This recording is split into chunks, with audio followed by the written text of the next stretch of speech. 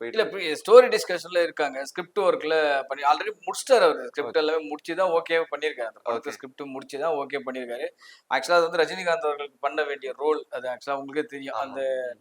கண்ணும் கண்ணும் கொள்ளையடித்தால் படத்த அப்பவே வந்து ரஜினிகாந்த் ஃபோன் பண்ணி பாராட்டி எனக்கு ஒரு ஸ்கிரிப்ட் ரெடி பண்ணுங்கன்னு சொல்லி பண்ணி ஓகே வாங்குனதுக்கு அப்புறம் தான் வேண்டாம் அது நமக்கு வந்து அது கொஞ்சம் யூத் சப்ஜெக்ட்டா இருக்கு.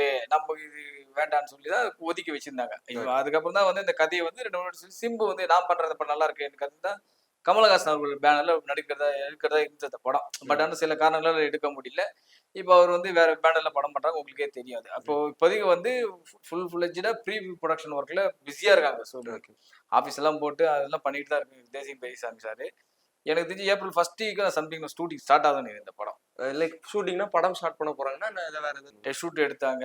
ஆ. டெஸ்ட் ஷூட் எடுத்து இப்போ வந்து படத்துக்கு உண்டான அந்த ப்ரீ புரொடக்ஷன் வந்து நடந்துட்டு இருக்கு. எனக்கு தெரிஞ்சு வந்து ராம்குமார் படம் வந்து ஃபர்ஸ்ட் ஃபுல்லா முடிச்சுட்டு, ஓகே. அதுக்கு பிறகு வந்து தேசிங் பெரியசாமி படமும், நம்ம அஸ்வத் டிராகன் டைரக்டர் ஆ. படமும் வந்து சைமல்டேனியஸா ஷூட்டிங் பண்ணி குடுக்கறதா ஒரு பிளான் பண்ணிக்கிட்டு இருக்காங்க. இதுதான் வந்து இப்போதைக்கு செய்தி சிம்புக்கு. So okay. இவரெல்லாம் வந்து இந்த மாரி சைமல்டேனியஸா படம் பண்றதுலாம் பெரிய அபூர்வம். ஏன்னா அந்த செக்கச்சிவந்த ஆமா. வானம் டைம்ல வந்து இது மாரி டக்கு டக்குன்னு டக்கு படம் டக்குன்னு பண்ணாரு. பண்ணாரு. ம். ஏன்னா ஒரு பார்த்தீங்கன்னா சிம்புக்கு படமே இல்ல. சைலண்டா இருந்தாரு. திடீர்னு பார்த்தீங்கன்னா 3 நாள் படம் கன்டினியூவா குடுத்தாரு. ஒரு வெந்து தணிந்தது ஆமா. காடு, செக்கச்சிவந்த வானம்ன்ட்டு இது ஒரு 3 நாள் படம் 10 தல அப்படின்ற மாரி கன்டினியூவா குடுத்தாரு சிம்பு அவர்கள் அந்த டைம்ல. ம்.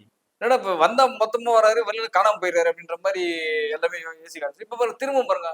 அகைன் அடிக்கிறாரு பாருங்க திரும்ப. இப்ப 4 படம் கையில இருக்குது அவருக்கு. ஓகே. அடுத்த ஈர் எண்டுக்குள்ள ஒரு சிம்புக்கு 4 படம் வந்துரும்.